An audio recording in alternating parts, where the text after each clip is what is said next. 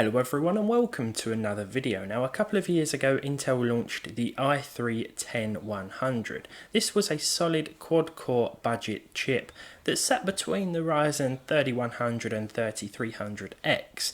The 3300X would have actually been a more sensible purchase if you had the extra and you were into productivity, you wanted to edit videos, things like that, because it would have been a little more capable in that regard. And the 3100 would have offered similar gaming performance to the i3, but it would have cost a little bit less. So the i3 sat in the middle of both, and either one was a good choice if you had less to spend.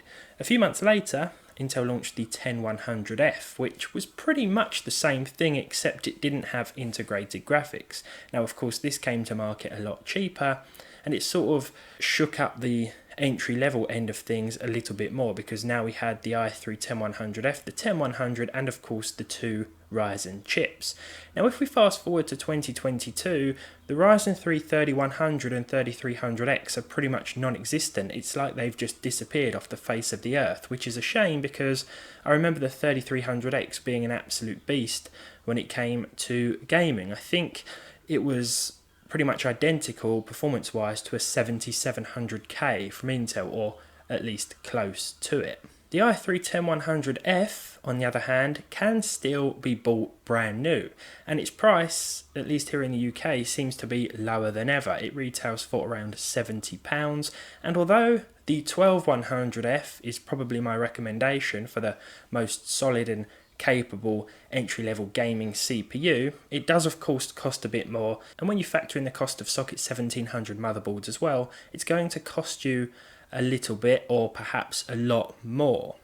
This of course isn't ideal if you are working with a more limited budget. Now before we jump into the gameplay benchmarks, I just want to say that there are of course other options worth considering as well, especially if you don't mind using the second-hand market. For example, it's worth looking at how Core i5 10400Fs compare price-wise, because you'll get a lot more performance from those and you might not necessarily have to spend that much more money. Second-hand Ryzen 5 chips are also worth looking at too, because AM4 boards, even B350 or B450 ones, can be found for very good prices as well. And if you don't mind an entry-level board, well, you could be paying even less. Without further ado then, I've paired my i3 10100F with an entry-level H510 motherboard and 16 gigs of dual-channel 2666 MHz DDR4. Nothing special at all here, entry-level stuff, but I have paired it with a GTX 1080 Ti to get the most, or to try and get the most out of this chip, and you might be pleasantly surprised that these two still work quite well in combination with each other, despite being at the total opposite ends of the performance spectrum on paper. If we start off with Cinebench here, and in terms of pure CPU power, this thing sits between a Ryzen 5 3400G and i7 7700K, just to name a couple of examples in the multi-threaded test. When it comes to single core performance, we're pretty much sitting on par with an i5 10400F, so that's a good indicator of how this thing holds up. Moving on to the gaming tests, and first up we have Cyberpunk. You'll notice that the CPU usage is relatively high here, but unlike perhaps older quad-core i3s and certainly ones without hyper-threading, this higher CPU usage doesn't have a significant impact on the percentile lows. I believe this was the first quad-core i3 to include hyper-threading, this and the regular 10100, and it was an absolute game changer, literally. It was a necessary change, to be honest, because 4 cores and 4 threads were really starting to show their age in 2020, and it's amazing how much difference 8 threads can have on modern games. In fact, hyperthreading and SMT really reinvented entry-level gaming. Elden Ring has a 60 FPS cap in place by default, and there are no issues with hitting that with this setup. There are a few dips and drops here and there, but nothing major and nothing unexpected.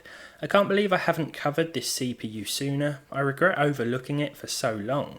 That wasn't on purpose, but I will admit I think the Ryzen 3100 excited me a bit more back at launch, and when the 10100F came out I was still too busy being surprised at how well the new quad-core AMD chip was doing.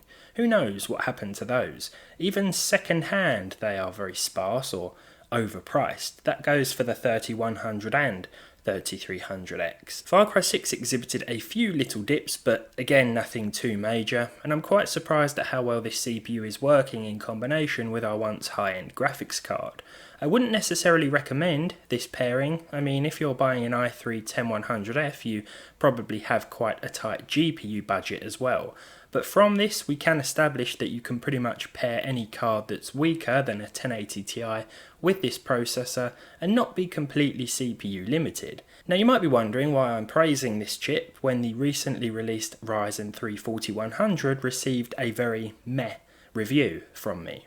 The reason is because the i3 here is 2 years old and cheaper, and a little better.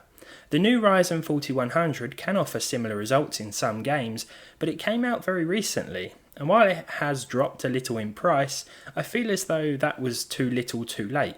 The Ryzen should have been more of a 12100F competitor, but that said, if the 4100 does continue to drop in price to 10100F levels, then either one would make a good lower end choice, especially as some AM4 motherboards can be very inexpensive too. Fortnite is up next, and there's not much else to say. Performance is solid, but there are a few little dips and drops. Nothing out of the ordinary with this game though. Now this particular race in Forza is more demanding than a lot of others, if that makes sense. The performance seems to be worse here than it is in the jungle race or the dirt race that takes place a few in-game miles away. Regardless of this, performance held up quite well. Let's move on to our final game of the day, Red Dead Redemption 2. Just like in Cyberpunk, the CPU usage will go up to around 80 to 90% in busier areas, with towns like Valentine demonstrating this. Also like Cyberpunk though, this doesn't have a negative impact on the percentile lows, not completely, and things stay quite consistent overall.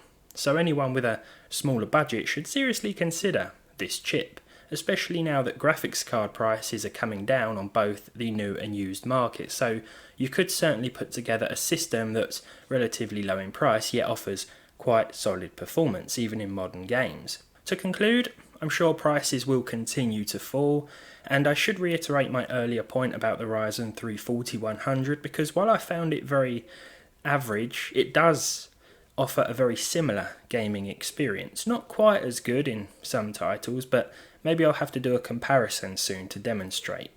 It's also worth seeing how other chips compare price-wise where you live and seeing how much extra you might have to spend to get a 12100F and cheap H610M board combo, because if it's not that much difference, then I'd go for that instead.